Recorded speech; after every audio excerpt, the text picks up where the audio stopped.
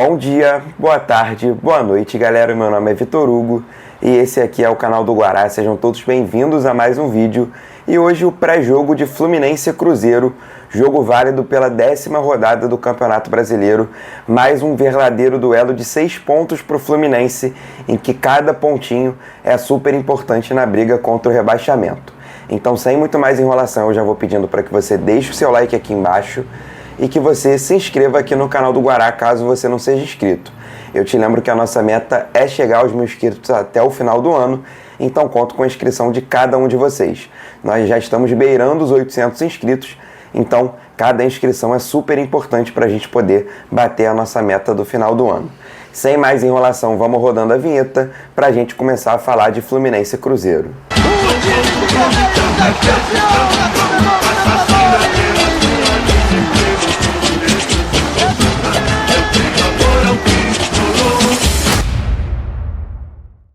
Começando pelo retrospecto do confronto, que é muito positivo para o lado do Fluminense. Em 87 jogos, são 39 vitórias do Tricolor, 22 empates e 26 vitórias do Cabuloso. E depois de 2 rodadas reclamando do retrospecto todo em vermelho lá no site flusão.info, dessa vez o retrospecto contra os mineiros está todo verdinho. Até porque a gente não perde para o Cruzeiro desde 2018, e nos últimos 8 confrontos são 3 empates, 5 vitórias, inclusive vindo de 4 vitórias seguidas contra o Cruzeiro. Se por um lado o retrospecto recente contra o Cruzeiro nos dá alguma esperança, do outro o desempenho recente do Fluminense em jogos fora de casa causa um completo pavor. Isso porque, somando o mágico ano de 2023, onde o desempenho longe do Mário Filho foi bem ruim, com as 4 derrotas em 4 jogos como visitante, já na temporada de 2024 no Brasileirão, são 23 jogos, 3 vitórias do Fluminense, 4 empates e 16 derrotas, um aproveitamento péssimo. Agora sim, começando a falar de bola em campo, o Cruzeiro vai ter algumas mudanças na escalação que empatou contra o Vasco no final de semana. A primeira delas é que no meio-campo sai o Romero, que acabou se lesionando, e volta aos 11 iniciais o Matheus Pereira, que cumpriu suspensão na partida do domingo. E a maior dor de cabeça para o Seabra, o atual comandante do Cabuloso, é a falta de centroavantes nesse atual momento da temporada, porque o Dineno está machucado, o Rafa Silva, que foi titular em São Januário, se machucou e o Rafael Papagaio foi negociado para o futebol japonês. Então, a oportunidade de ser titular na noite de hoje no Mineirão caiu no colo do Arthur Viana, o centroavante cria da Toca, que joga no sub-20 do clube. Inclusive, um dos maiores pontos de destaque que eu quero dar nessa escalação titular do Cruzeiro que está aparecendo na tela são os 3 atacantes. Os 2 pontas, Robert e o Gabriel Veron, e o centroavante Arthur Viana. Eles têm uma média de 20 anos de idade. Isso porque o Robert tem 19 anos, o Gabriel Veron tem 21 e o Arthur Viana tem apenas 20 aninhos. E do lado tricolor, o Fernando Diniz tem muitas dores de cabeça para o jogo de hoje. Se já não bastassem as 3 suspensões no último jogo, são mais 4 desfalques por lesão em cima da hora. Isso sem contar com o goleiro Fábio, que é dúvida e pode ou não viajar ainda hoje para Minas Gerais para entrar em campo contra o seu ex-clube.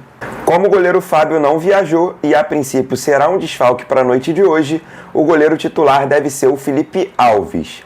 Na zaga, sem contar com o Felipe Melo, que foi suspenso por conta da expulsão após agredir o assessor de imprensa do Atlético Goianiense, e o Manuel não viajar por conta de lesão, a zaga titular deve ser o Thiago Santos ao lado do Antônio Carlos. Sim, graças ao bom Deus, o Marlon vai ser barrado. Nas laterais, quem não viajou foram os 2 titulares, tanto o Samuel Xavier quanto o Marcelo. Então nós vamos ter o Marquinhos mais uma vez improvisado na lateral direita e o Diogo Barbosa fazendo a lateral esquerda. No meio-campo nós vamos com a volta de Martinelli, com o Lima como volante mais uma vez e com o Renato Augusto na vaga do Ganso, que mais uma vez está suspenso. Sim, em 10 rodadas de Campeonato Brasileiro, o Ganso tem a sua 2ª suspensão por conta de acúmulo de cartões amarelos. A maioria desses cartões por conta de reclamação. E no ataque, o ponta Keno deve ser barrado, então vamos de Douglas Costa, John Kennedy e Germancano. Esse Frankenstein do Fluminense entra no gramado do Mineirão às 9h30 da noite. Lembrando que a transmissão do jogo de hoje está nas mãos da Mamãe Globo na TV aberta. A diretoria resolveu dar o fico ao Fernando Diniz, mesmo com o tricolor terminando a rodada de número 9 como penúltimo colocado do Campeonato Brasileiro. Eu falei na análise de ontem que muita coisa precisa mudar. E como a mudança ela não veio no comando técnico do Fluminense, a partir de hoje o Fernando Diniz precisa mostrar mudanças na parte tática. Mas tudo indica que para a noite de hoje ele vai trocar 6 por meia dúzia e seguir com seu manjado 4-3-3. Que pelo menos a gente veja uma mudança na postura dos jogadores dentro de campo. E falando sobre a arbitragem, o comandante do apito na noite de hoje é o Matheus Delgado Candansan, o árbitro paulista que vai apitar pela 4ª vez um jogo do Fluminense, que ainda não perdeu com o juiz no apito. São 2 vitórias do Fluminense e um empate. Curiosamente, esse único empate foi há 2 rodadas atrás, no confronto contra o Juventude no Maracanã, onde o árbitro inclusive expulsou um dos jogadores do time gaúcho. O Candansan é mais um dos árbitros da nova geração da CBF, um árbitro muito jovem e que vem ganhando cada vez mais espaço na Série A do Campeonato Brasileiro. Eu não tenho nenhum erro para apontar dele nas 3 partidas em que apitou jogos do Fluminense, inclusive em uma delas sendo elogiado pelo Fernando Diniz, que a gente sabe que é muito cri-cri com os árbitros. Enfim, toda a sorte do mundo ao Matheus no comando do apito na noite de hoje. E toda a sorte do mundo aos nossos guerreiros, que entram em campo com a nossa armadura e precisam mostrar resultado na noite de hoje. Hoje, particularmente, como eu acredito que o trabalho do Fernando Diniz já acabou, pouco me importa o futebol que o Fluminense vai mostrar dentro de campo.